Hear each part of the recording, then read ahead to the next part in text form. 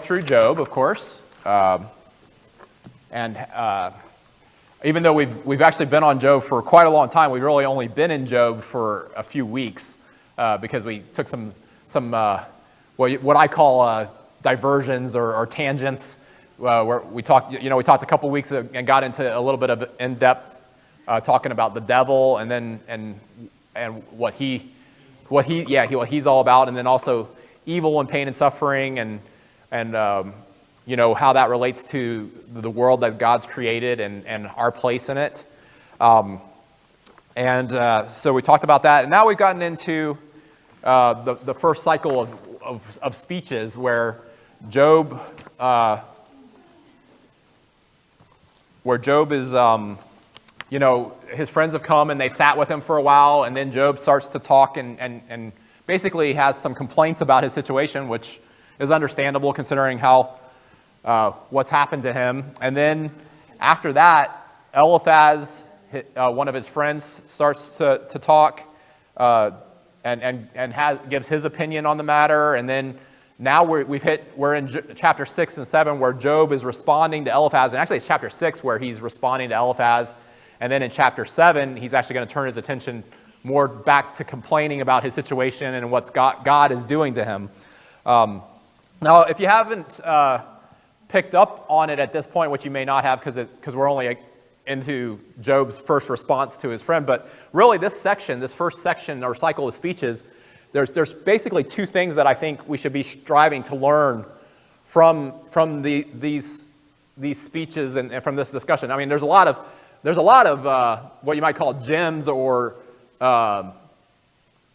things to think about as you go through it. But the two main things that I think I get from it is, number one, we need to be prepared to go through tough times. And so that's what we were talking about last week as we got into Job chapter 6. What are some things we can do to prepare ourselves? And I don't think we can ever be prepared. And talking about it's one thing versus going through it.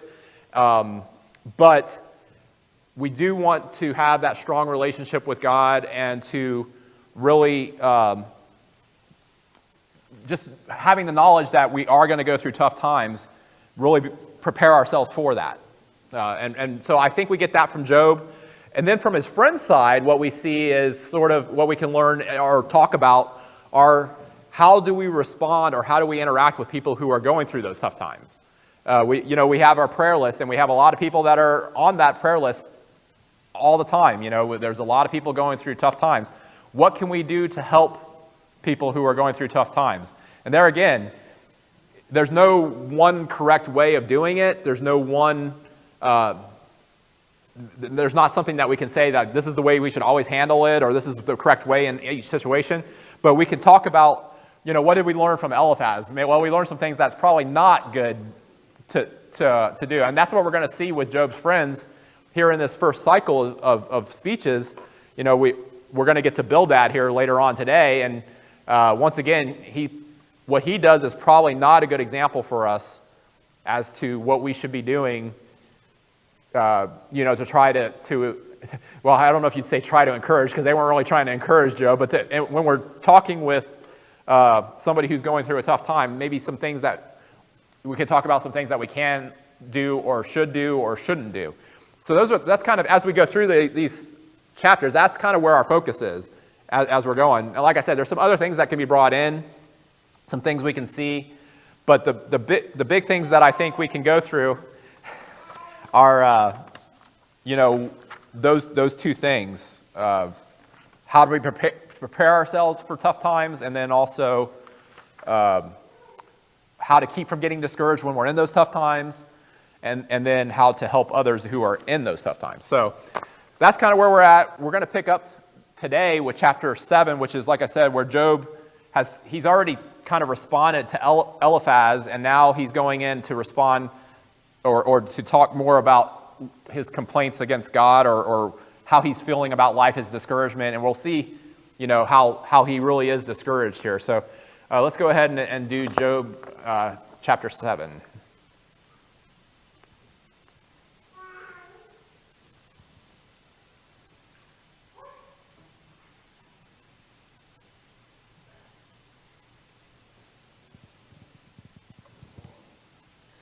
Having a little bit of technical difficulties here for a second.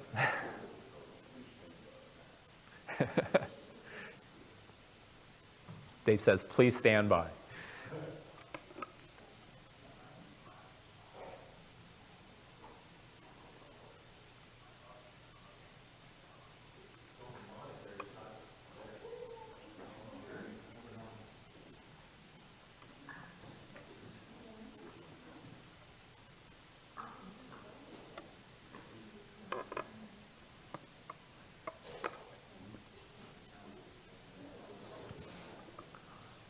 All right, well, while they're getting that set, we got probably just a few seconds here till it gets set here, hopefully. But like I said, Job here is kind of dealing with a little bit of how, what he's feeling at this point.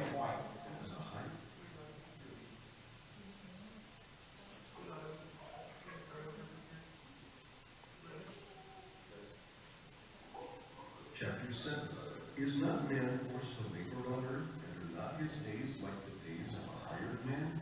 As a slave who pants for the shade, and as a hired man who eagerly waits for his wages, so am I of months of vanity, nights of trouble are appointed me. When I lie down, I say, when shall I arise? But the night continues, and I am continually tossing until dawn. My flesh is clothed with worms and a crust of dirt. My skin hardens and runs. My days are swifter than a weaver's shuttle, and come to an end without hope. Remember that my life is but breath. My eye will not again see good. The eye of him who sees me will behold me no longer. Your eyes will be on me, but I will not be. When a cloud vanishes, it is gone. So he who goes down to Sheol does not come up. He will not return again to his house, nor will his place know him any more. Therefore, I will not restrain my mouth. I will speak in the anguish of my spirit. I will complain in the bitterness of my soul. Am I the sea, or the sea monster, that you set a guard over me? If I say, my bed will comfort me, my couch will ease my complaint, then you frighten me with dreams and terrify me by visions, so that my soul would choose suffocation, death rather than my pains. I waste away. I will not live forever. Leave me alone, for my days are but a breath. What is man that you magnify him, and that you are concerned about him, that you examine him every morning, and try him every moment? Will you never turn your gaze away from me, nor let me alone until I swallow my spittle? Have I sinned? What have I done to you, O watcher of men? Why have you set me as your target, so that I am a burden to myself? Why then do you not pardon my transgression, and take away my iniquity? For now I will lie down in the dust. You will seek me, but I will not be. All right, so Job is, all right, we got, I think we have an, the echo's taken care of, good. All right, so I'm making it hard on these guys trying to get the reading done through a program there. So we're still working out some of the kinks with that. All right, so Job, as I mentioned, he kind of turns away now from responding to Eliphaz, and he describes how life is just hard and servitude, and really that the only way to find relief is through death. His misery, he characterizes it as nights of trouble, and it talks about all of his physical ailments and how there's worms on him and just all kinds of problems. So obviously, I think he would be a sad sight to see at this point, and he's becoming, as we mentioned, very discouraged. In verses 6 through 10, he talks about how life is a short experience, and talking about how he says, my life is not a breath, and my eye will not again see good. So I think that's kind of indicative here again of how discouraged he is, saying that he won't see any more good days. He uses a lot of imagery of ancient beliefs here again to make his point. He asks, well,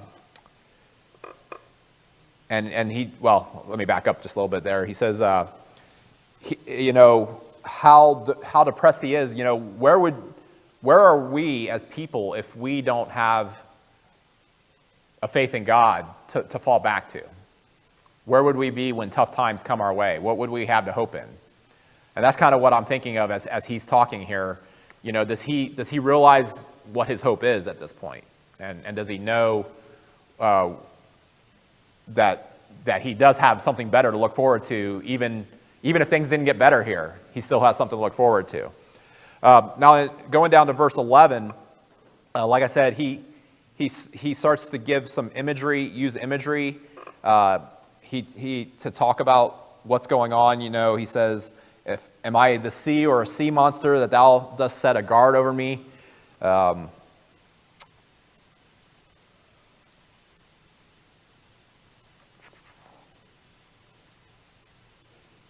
then in desperation, he says, I wish that God would just leave me alone. And he starts talking about how, even if you try to go to sleep to get away from this, what's going on around him, if he tries to go to sleep, he still can't get away. It visits him in his dreams. And he probably has a tough time going to sleep anyway with his health condition and with what's going on with these sores and everything on him. So he's really having a tough time of it. But we still see that ancient line of thought. Job doesn't get away. He kind of has the same line of thinking that his friends do, that he seems to agree that he's being punished. But he thinks that, unlike his friends that are saying, you're being punished because you did something wrong, he's saying, I didn't do anything wrong. I'm being punished unfairly. And that's really what Job is coming back with throughout this. He asked, what could I have done that would deserve this punishment? And why won't God forgive me of what I've done? So he's struggling through that. And is this Carl Jung? Is that what, or Jung? I forget. It's J.E. Jung. He said that the world is suffering from a neurosis of emptiness. And his quote here is, when goal goes, meaning goes. When meaning goes, purpose goes. When purpose goes, life goes dead on our hands. I think that's something that people in this world, when things go awry and get turned upside down, if you don't have that firm foundation, something to hope for, that's where we're at, right? We lose sight of what we're doing, of what our meaning is. Do you see a lot of people around in today's world that have no meaning in their lives?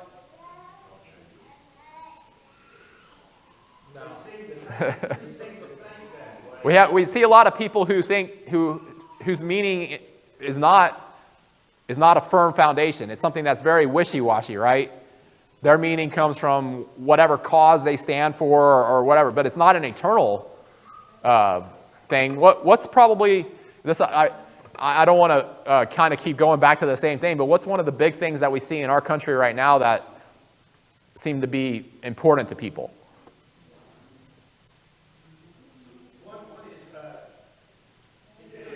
You keep abortion, it's okay to go ahead and kill babies. All right, yeah. That was a big push before. I don't know. I mean, it's still being used, but it's not.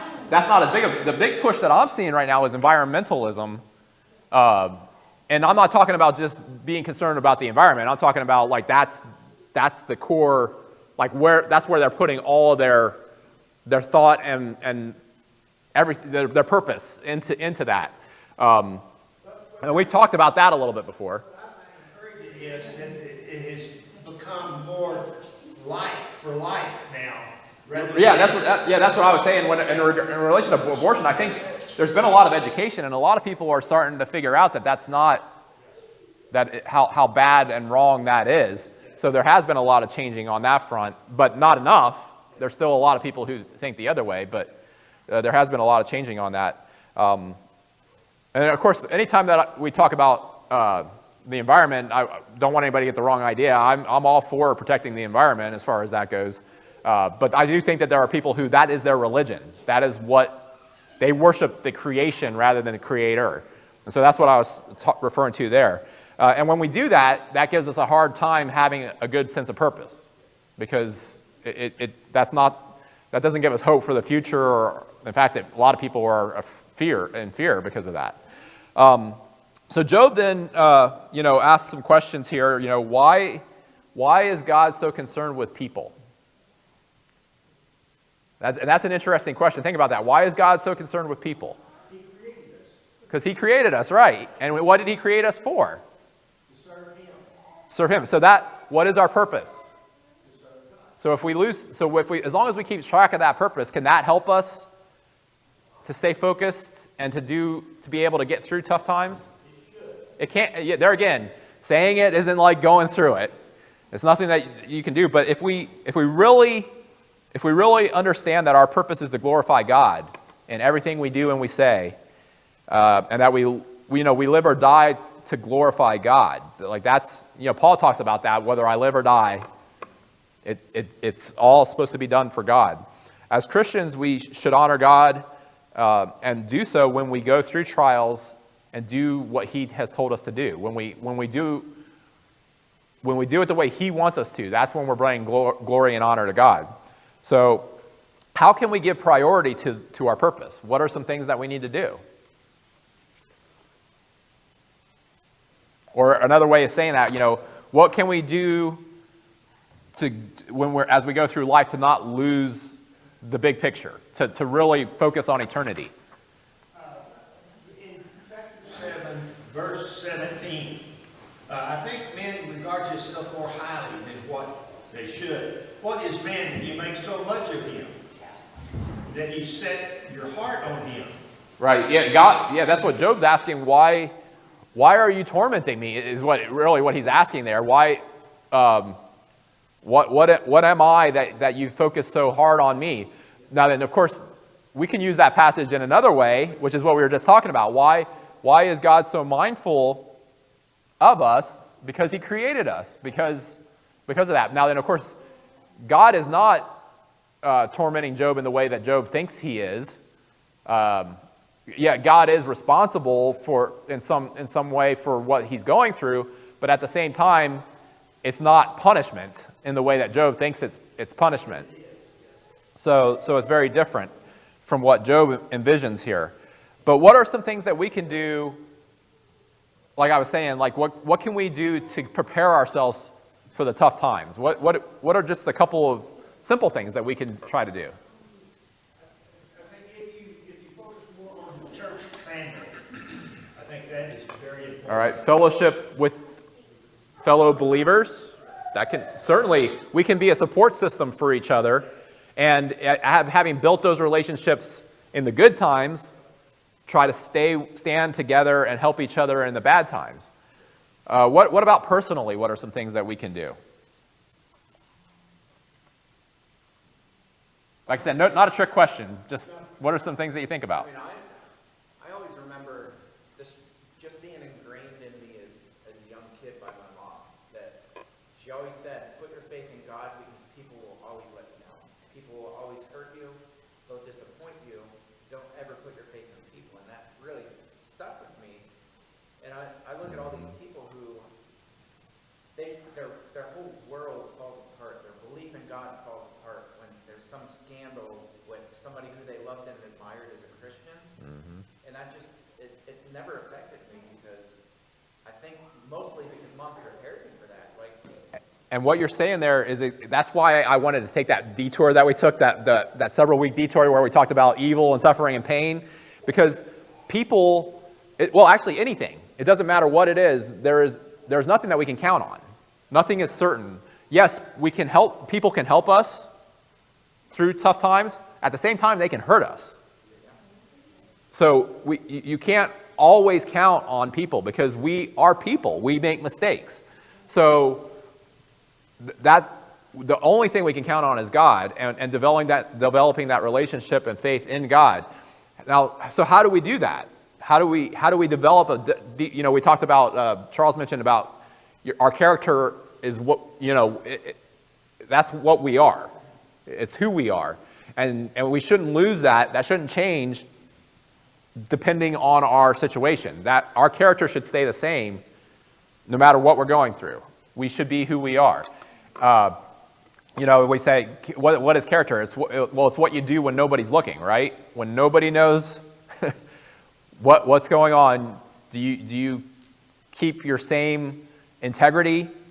Do you do things the same? Or do you do things, we probably all, I shouldn't say probably, I'm pretty sure that I'd be correct in saying we've all done things that we shouldn't do, that we don't want other people to know about, where nobody's perfect.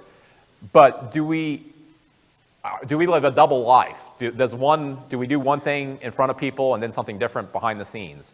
That should not be the case. We should always be the same person, and we should have that relationship with God no matter what we're going through. So in order to develop that, I think, there's just a couple of simple things that we need to do. What do you do with a friend? You talk to them, right? And you develop that relationship through interaction. Well, how do we do that with God?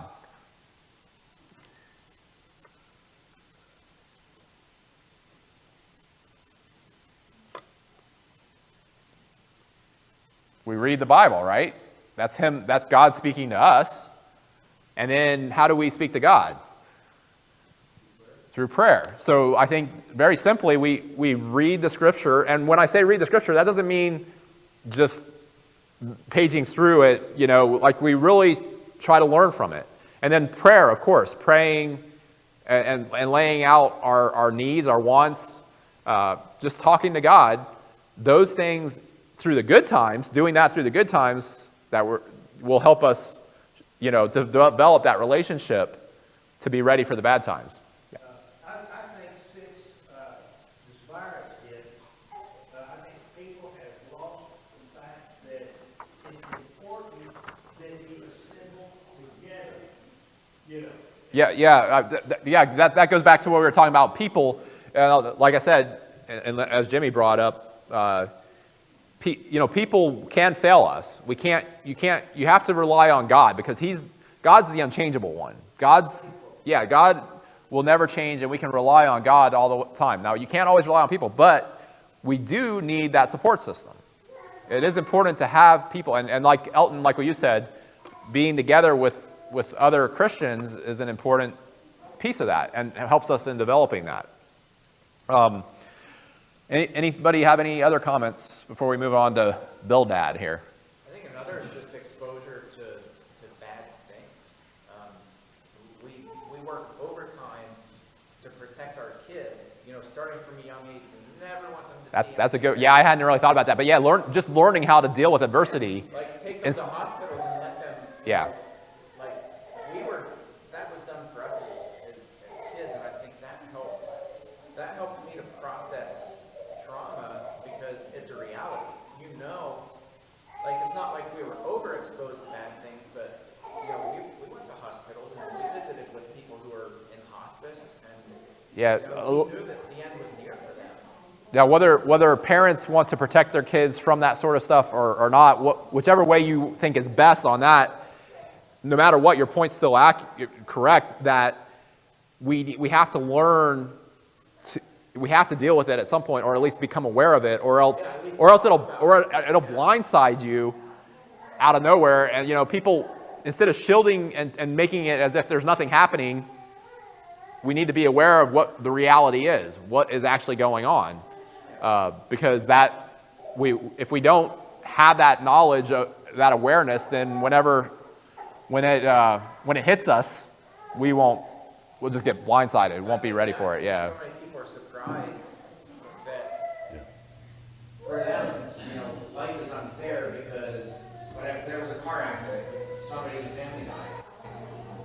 That's the reality that tragedy it is, and it will draw any one of our worlds. Yep. Completely.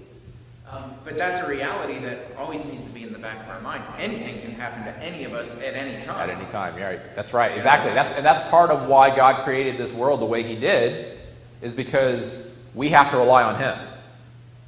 Because we don't, like what we talked about, natural disasters. I mean, tornado can come through and rip something apart, and it's gone. I mean, we don't have a guarantee of any of our material possessions.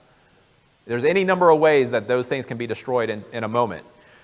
Same thing with health and with family members. They can be taken away in a moment. We're not guaranteed anything. And because of that, we need to rely on God and focus on that relationship with God and on eternity. We hope that we're going to live a long life, but we're not guaranteed that. We don't know. And we don't know what's going to happen to those around us either. So that's definitely something that always, that uncertainty, we shouldn't let it cause us to be afraid or anything like that, but we should know that it exists. That's what James was talking about whenever he talks about, rather than saying, oh, tomorrow we'll go to this city, he says, Lord, you should say, Lord willing, we'll go to this city. Is that the right phrase? I forget if that's just paraphrasing here. But if the Lord wills it, I think is what he says, we will go to the city, basically acknowledging that we don't know that the future is certain. There is no certainty in the future. All right, any other comments on that before we move on to Bildad here? The certainty is if you're in God's grace. If you're a child of God, that is a certainty. Right, our certainty can be in God and nothing else. Like I said, we hope that some of those other support systems that we have would be there for us if we need them, but the only thing that's guaranteed is God. That we know. All right, let's do chapter 8 then. See if this works.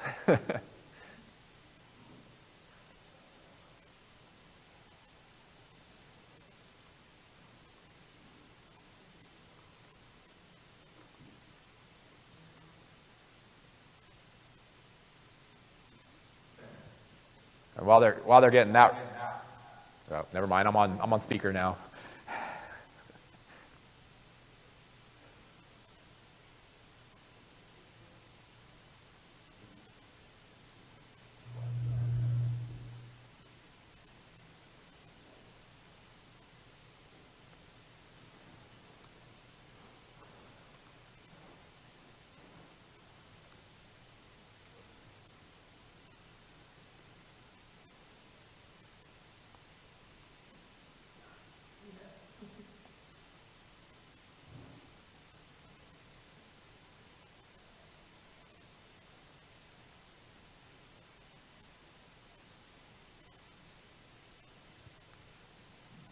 Am I able to talk without the echo here? Okay, as long as I'm able to talk without the echo, I'll keep going while they're working on that.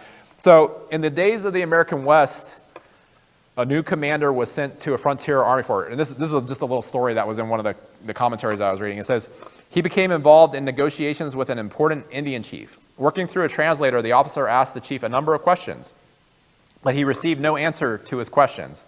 After the meeting, he asked the translator why he had obtained no answer to any of his questions. The translator replied, "That is what we call Indian time. He has enough respect for your questions to go away and think about them before answering."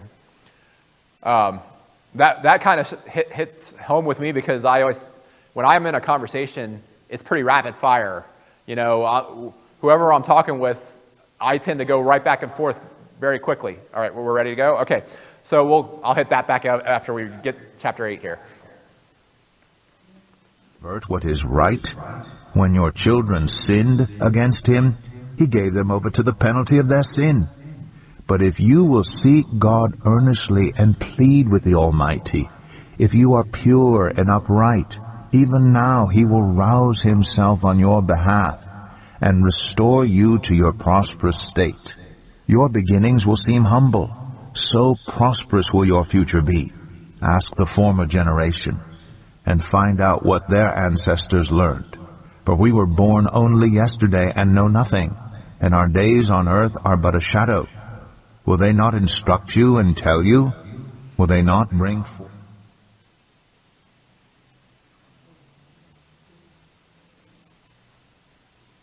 Did we lose it?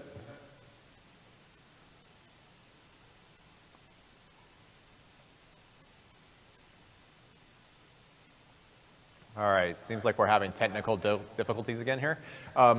If you can turn the echo off here. All right, Elton, would you be able to go ahead and just read chapter 8 since we're having problems getting that through our system there? Where do you want We were down, let's go with just verse 8. For inquire, please, of bygone ages, and consider what the fathers have searched out. For we are but of yesterday, and know nothing, for our days on earth are a shadow. Will they not teach you and tell you and utter words out of their understanding? Can papyrus grow where there is no marsh? Can reeds flourish where there is no water? While yet in flower and not cut down, they wither before other plant. Such are the paths of all who forget God. The hope of the godless shall perish. His confidence is severed, and his trust is a spider's web. He leans against his house, but it does not stand. He lays hold of it, but it does not endure. He is a lush plant before the sun, and his shoots spread over his garden. His roots entwine the stone heap. He looks upon a house of stones. If he is destroyed from his place, then it will deny him, saying, I have never seen you. Behold, this is the joy of his way, and out of the soil others will spring. Behold, God will not reject a blameless man, nor take the hand of evildoers. He will yet fill your mouth with laughter, and your lips with shouting. Those who hate you will be clothed with shame, and the tent of the wicked will be no more. All right, so as I was saying before we read the chapter there, and we missed a couple of the beginning verses with the recording there, but Bildad, I was using the example of this soldier, the commander, who asked a bunch of questions to an Indian, and he didn't answer. And the reason that he didn't answer was because he said that he respects you enough to go away and think about it before answering you. So this is, not what Bildad does here. Instead of listening to Job and thinking about what he had said and how to respond to him, it seems like Bildad just jumps right in with all the arguments that he has, or all the observations that he has about Job's situation. And the entire time that Job is speaking, it seems like, his friends are just preparing their responses rather than really listening to what he has to say. And, this goes back to what I was telling you, that really as I go through at least this first series of discussion back and forth between Job and his friends, the two main themes that you see here are, Job's in a bad place. What can we do to get through bad times? And then what we see here is more of an example of how do you not help someone who's going through that bad time. So Bildad, just the first couple of verses here, it says, Bildad the Shuhite answered, how long will you say these things, and the words of your mouth be a mighty wind? Does God pervert justice, or does the Almighty pervert what is right? He immediately is ready to respond to Job, and he chastises Job for resisting what he says is the discipline of God. But he offers hope. He does offer hope. That's what's so weird about a lot of the things that Job's friends are saying. As you read through these verses, if you take them out and just pull out some of these verses, they're very comforting to me. Some of the things that, it talks about, he's talking about what happens to the righteous people. He inquires of past generations. In verse 8, he says, go look back at past generations and see what has been searched out by our fathers. He's saying that Job is incorrect, and that Job's children were killed because of their sin, that Job's suffering because of his sin. So he's saying all that, but then he turns and he talks about, and here's the evidence of it, because if you were righteous, look at what all would happen. Look at what our forefathers have seen, and see what would have happened. And he actually says to Job, you'll get your prosperity back if you do the right thing, if you cry out to God and repent. So this wisdom of the past ages that Bildad claims to have is something, part of it is, here again, and part of it's correct. It's the principle of cause and effect. Every effect is produced by some cause, and that's an accurate theory, but the way they're applying it is incorrect. Then in verse 11, he talks about, can papyrus and rushes grow without a lot of water? No. So he's applying this to Job and the wisdom accumulated from their ancestors. Job will wither away if he doesn't heed their wisdom. And Job's hope is gone because he had forgotten and forsaken God. That's the conclusion. We know that Job hadn't forsaken or forgotten God, but they're going from an incorrect assumption. Verses 14 and 15, he says, people's strength and intelligence is frail and will not hold us up. People can try to lean on a spider's web, but the web will not be strong enough and break. I don't know, there may be some big spiders out there that have some pretty strong webs, but for the most part, if you try to stand on a spider web or lean against a spider web, you're going to break right through it. And so it is with people who try to rely on themselves instead of God. They're again, very true, right? So if we trust in things like what we were just talking about and what Jimmy brought up, if we trust in things that aren't firm, that they can let you down. People can let you down. Our material possessions will let us down. Everything can let us down at some point in time. And then, of course, in verses 16 through 19, Bildad compares Job to a well-watered plant that was healthy by appearance, but it wasn't rooted well and withers. This kind of reminds me of the parable that Jesus tells, where people, when the seed is planted and some seed grows up quick and doesn't have enough root and it gets scorched. Bildad seems to be saying that Job did not place his hope in the correct place and so he's being disowned and his root's gone and he's torn out. So he's going to be removed and someone else is going to take his place. So then to kind of conclude what he has to say, he called, in verse 20 through the end of the chapter there, he calls on Job to repent of his sin so that he can be restored. And so he's saying, if you really were blameless, God wouldn't reject you. And that if he accepts his advice, he'll be back to laughter and joy. And Job's enemies would be clothed in shame.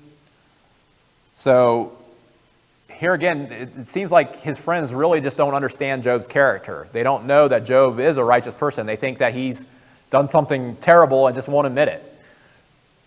As Paul Harvey once said, for the rest of the story, look what's happened with Job back at the end of the book of Job.